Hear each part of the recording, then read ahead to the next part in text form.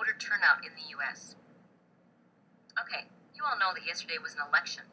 It was the time of the primaries, but what they found was that the turnout wasn't, well, they knew the turnout was going to be very low, okay? They expected about 47%, and I think actually the turnout was even lower than that, like around 30%. And you wonder, why do 50 or 60% of eligible voters not vote?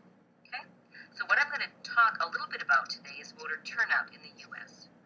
Originally, as you might know, the right to vote in the U.S. was in the hands of a small group of property-owning white men. It wasn't even all white men. It was property-owning white men. So the first step in the expansion of the right to vote went to men without property, okay?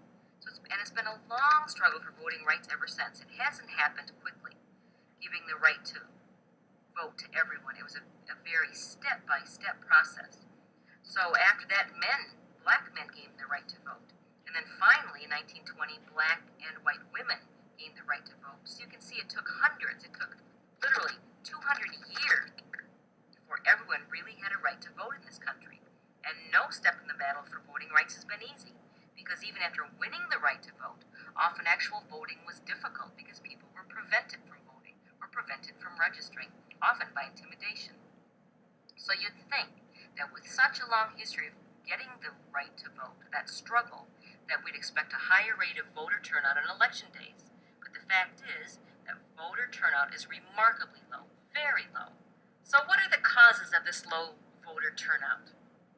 Most people assume that the reason people don't vote is apathy, but this basically is just not true. It's just not the case. The main reason not to vote, well, there are two particular reasons. One are institutional reasons, and the other are political reasons. And we'll go into each one of those a bit, both political and institutional. The institutional reasons have to do with the mechanism of voting, the procedures required to vote. For example, people forget to register in time. Today's primaries, I forgot to register, I can't vote. People might have moved and they didn't get registered in time in their new location, their new home. Or they may get an absentee ballot, but they forget to send it in, or they can't get to the polls for some reason. So institutional reasons, then, are the reasons which are based on the mechanics of voting, the procedure required to vote. And the institutional reasons for not voting are the procedure problems that make it difficult to vote, okay? It's not always easy enough to vote. Things like inconvenient hours for registration make it problematic.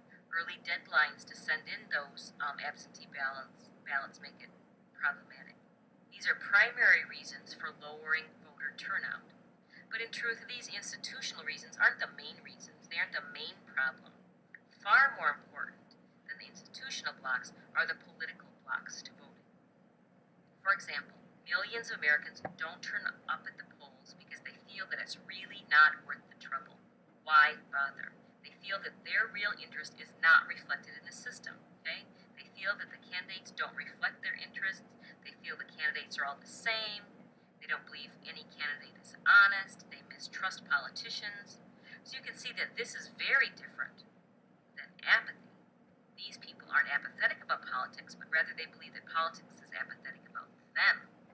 Let me say that again. They believe that politics and politicians are apathetic about them.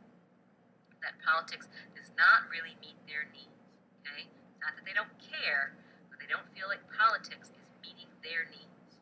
So these are the two major blocks that prevent people from voting, the institutional and the political.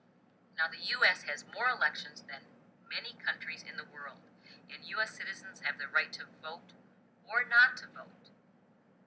But until we can change these two reasons, both political reasons and institutional reasons, we're going to continue to have the low voter turnout like we had yesterday.